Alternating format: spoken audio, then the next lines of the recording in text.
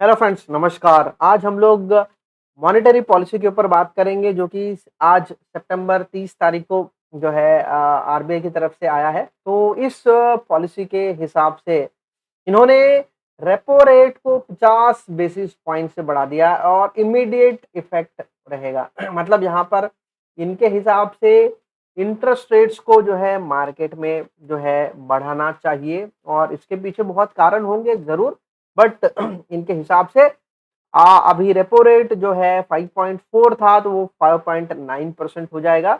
और साथ ही साथ इस इंटरेस्ट रेट से जुड़ी हुई इंटरेस्ट रेट्स जो हम लोग जो है एचडीएफ रेट्स और एमएसएफ रेट है, तो ये भी बढ़ जाएंगे। तो यहाँ पर हम लोग को दिख रहा है 5.65% है और एमएसएफ और बैंक रेट जो है 6.15%। अब इस रेट की वजह से मार्केट में यहाँ पर क्या होने वाला है, इंटरेस्ट रेट्स जो है डेफिनेटली मार्केट में बढ़ेंगे। वो होम लोन हो सकते हैं, वो जो है आपका व्हीकल लोन हो सकता है, किसी तरह का भी आप मार्केट में लोन लेते हो बैंक से या किसी भी एनबीएफसी से, तो इंटरेस्ट रेट्स उसका इम्पैक्ट जो है वहाँ पर दिखाता है। तो इमीडिएट इफेक्ट से हैं, तो ये चीज़ों को हमने बहुत अच्छे से समझना है। तो इसका इम्पैक्ट कितना रहेगा, समय ही हमें बताएगा, बट इंटरेस्ट रेट्स यहाँ पर बढ़ने वाले हैं। बट यहाँ पर आपको समझना पड़ेगा, आपके होम डिपॉजिट रेट्स ज़्यादा फास्ट नहीं बढ़ेंगे,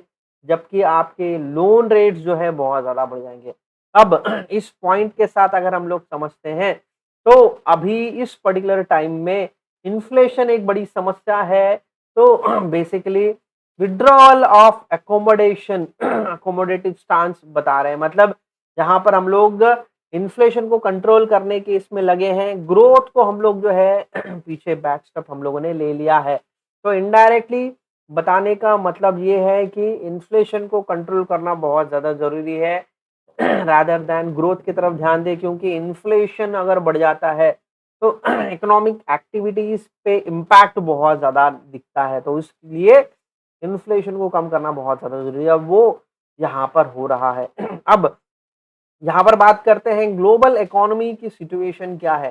तो ग्लोबल इकोनॉमिक सिचुएशन की बात अगर हम लोग करते हैं तो हमें पता है कि इकोनॉमिक एक्टिविटीज बहुत वीक है और साथ ही साथ हम लोग कुछ ऐसे सिचुएशंस देख रहे हैं जो बेसिकली मॉनेटरी पॉलिसीज में बहुत एग्रेसिव एक्शंस लिए जा रहे हैं।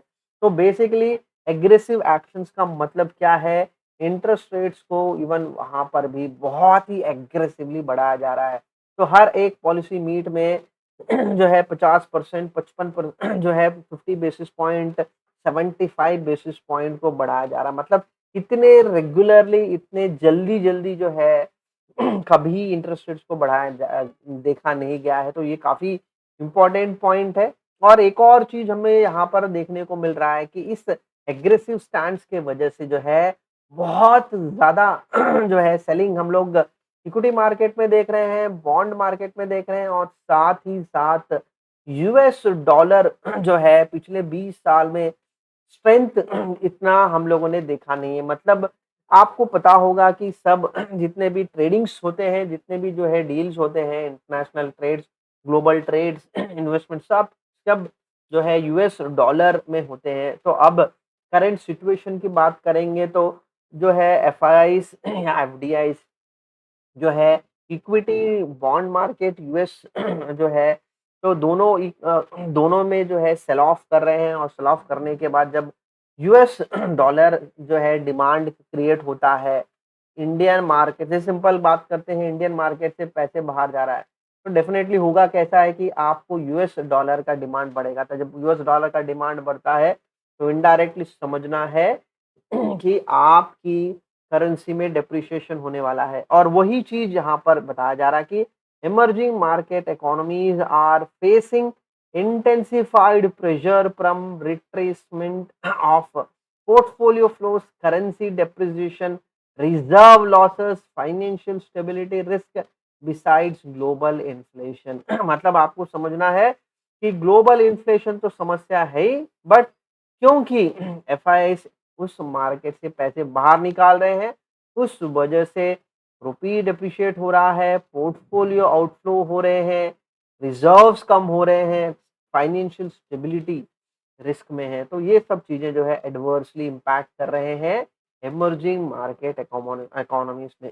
अब बात करते हैं डोमेस्टिक मार्केट्स की बात करेंगे तो जीडीपी ग्रोथ होने वाली है इंडिया में, काफ़ी अच्छी चीज़ है और कंपैरेटिवली हम लोग ईयर टू ईयर हम लोग देख रहे हैं तो ये काफ़ी अच्छा रहा है। और पॉइंट यहाँ पर हमें समझना है दोस्तों कि इंडिया की स्टोरी और ग्लोबल स्टोरी अलग है।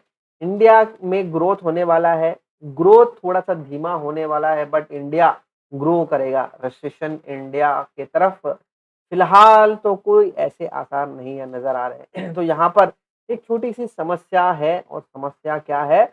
हमें बताया जा रहा है कि बेसिकली यहाँ पर देखिए इम्प्रूवमेंट्स है, मानसून में इम्प्रूवमेंट्स है, बट कहीं-कहीं पे जो है एक जो है डेफ़िसिट देखा जा रहा है, डिस्ट्रीब्यूशन डेफ़िसिट देखा जा रहा है। तो एग्रीकल्चरल प्राइसेज़ में थोड़ा-सा जो है हम लोग इन्फ्लेशन हम लोग और एक्सपेक्ट कर सकते हैं। तो बेसिकली प्रोडक्शन, एग्रीकल्चरल आउटपुट और यील्ड की बात करते हैं, आउटपुट की बात करते हैं और डिस्ट्रीब्यूशन में ऐसे कोई भी चीज़ जो है प्रॉब्लम हम लोग अगर सुनते हैं तो इनडायरेक्टली फूड इन्फ्लेशन आगे आगे हम लोग एक्सपेक्ट कर सकते हैं, ये माना जाता है। इसके बाद इंडस्ट्रियल और जो है सर्विस इंडस्ट्री की बात करते हैं तो ये काफ़ी अच्छा इम्प्रूवमेंट देखा गया है, पीएमआई नंबर्स इम्प्रूव हो रहे हैं, हाई फ्रीक्वेंसी इंडिकेटर्स में भी अच्छा इम्प्रूवमेंट हो रहा है। तो इनडायरेक्टली एक्सपेंशन हो रहा है मतलब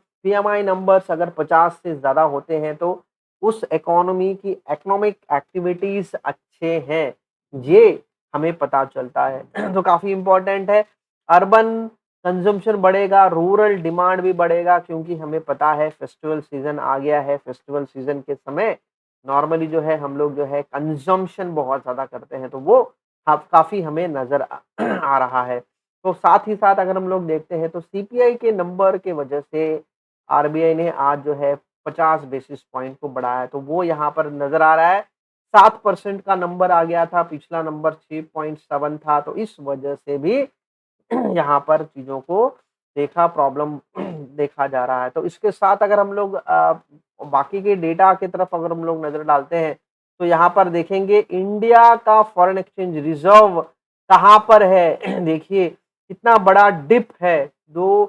ये करीबन जो है 610 बिलियन था, ये आज जो है 537.5 बिलियन है, तो कितना बड़ा आउटफ्लो हो रहा है, एफआईआईज़ कितना ज़्यादा पैसा बाहर निकाल रहे हैं।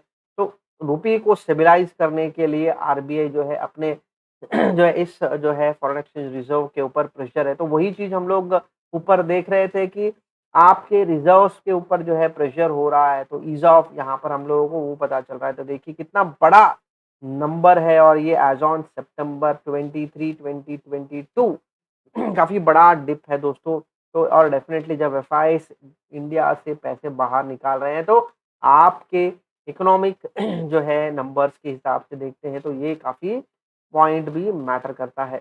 अब यहाँ पर अगर हम लोग समझते हैं तो बैंकिंग कैसे चल रहे हैं, तो क्रेडिट ग्रो हो रहा है, बैंक डिपॉज़िट्स ग्रो हो रहे हैं, तो इनडायरेक्टली ये आपको बता रहा है कि आप किसी भी बैंक के नंबर्स की तरफ ध्यान दोगे, अगर उनके फंडामेंटल्स अच्छे हैं, तो डेफ़िनेटली बैंक्स भी बहुत अच्छा आपको रिज़ल्ट देखते हुए नज़र आप एक्सपेक्ट कर सकते हो। तो ये काफ़ी इम्पोर्टेंट है। एक और इम्पोर्टेंट चीज़ जो है फैक्टर माना जा रहा है कि आगे जाके इंडियन बास्केट जो है हम लोग बात करते हैं जो है क्रूड ऑयल ये 100 तक जा सकता है। जब जब ये 100 तक जा सकता है, तो एक्सपेक्टेशन ये है आरबीआई के कि इन्फ्लेशन थोड़ा-सा जो है एलिवेटेड लेवल रहेगा।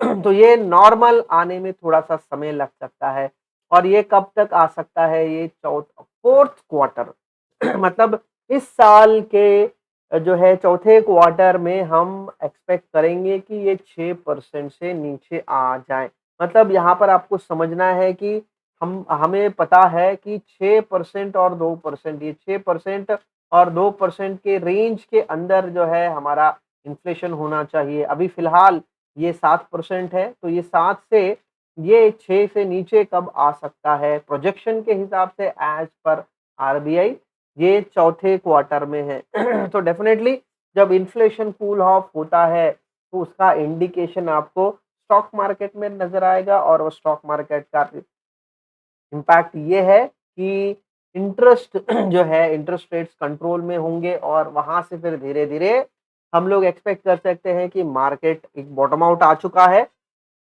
और वहाँ से और अधिक अच्छे जो है प्राइस मूवमेंट्स मार्केट के प्राइस कंपनीज़ में हम लोग एक्सपेक्ट कर सकते हैं। तो ये काफ़ी इम्पोर्टेंट डेटा है। इस इम्पोर्टेंट डेटा को हम लोग जो है इग्नोर नहीं कर सकते हैं कि कब तक इन्फ्लेशन कम हो सकता है। इन्फ्लेशन जब कम होगा तो डेफ़िनेटली उसका इनडायरेक्ट इम्पैक्ट जो है over a period of time stock market जो है ऊपर जाता हुआ नज़र आएगा।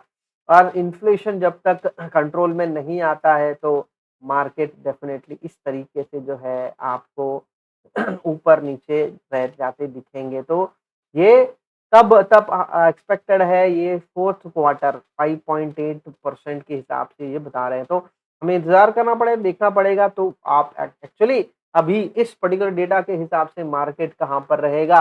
मार्केट जो है रेंज बाउंड में ही रहने वाला है और अगले साल के जैन से लेके मार्च के बीच में हम लोगों को थोड़ा-सा एक अच्छा जो है बॉटम आउट हो सकता है। अगर नंबर्स और अच्छे इम्प्रूवमेंट नज़र आते हैं तो डेफ़िनेटली वो एक पॉज़िटिव एक्शन रहेगा। तो ये देखिए जीडीपी प्रोजेक्शंस, सीपीआई, इन्फ्लेशन दोनों जो है प्रोजेक्शंस दे रहे हैं तो क्वार्टर बाय क्वार्टर कहाँ पर रहने वाले हैं, कहाँ पर हम एक्सपेक्ट कर सकते हैं। तो सीपीआई, इन्फ्लेशन देखिए अलग-अलग पॉइंट पे देखिए ये जो है over a period of time जा सकता है, ये अनुमान लगाया जा रहा है। तो अभी यहाँ पर देखिए जीडीपी और सीपीआई का इन्फ्लेशन जो है इम्पोर्टेंट रखता है, तो कॉन्फिडेंस लेवल इन जो है इम्पोर्टेंट है। तो एक्चुअली ये जो है जो है जब भी मॉनेटरी पॉलिसी आता है तो ये प्रोजेक्शन लेवल्स हमेशा रहते हैं।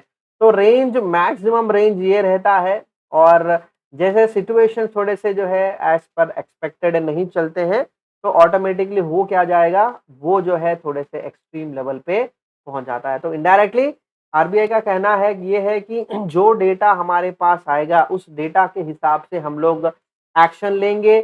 इसके पहले हम लोगों ने क्या किया था, उसके तरफ हम लोग ध्यान नहीं देंगे, टेक्स्ट बुक की तरफ हम लोग ध्यान नहीं देंगे, हिस्टोरिकल डेटा की तरफ हम लोग ध्यान नहीं देंगे। सिचुएशन के हिसाब से क्या अच्छा होना चाहिए, उसको हम लोग जो है डिसीजन मेकिंग में अमल लाएँगे। तो ये रहा दोस्तों आज का आरबीआई मॉनेटरी पॉलिसी रिपोर्ट। तो ये थोड़ा-सा एक छोटा-सा इन्फॉर्मेशन है। आप इस डेटा को आप पढ़ना चाहते हो तो इसके ऊपर और भी एक बड़ा डिटेल्ड डॉक्यूमेंट है, आप उसको देख सकते हो। मॉनेटरी पॉलिसी रिपोर्ट सितंबर 2022 इसमें आपको सारे के सारे डेटा मिल जाएँगे। 105 पेजेस का बुक है, ये रिपोर्ट है, आप इसको देख सकते हो। आपको और बारीकियाँ इंडियन इकोनॉमी के ऊपर, ग्लोबल नंबर्स के ऊपर अगर आपको जानना है, तो आप इस रिपोर्ट को भी पढ़ सकते हो। ठीक है friends, thank you very much जुड़ने के लिए।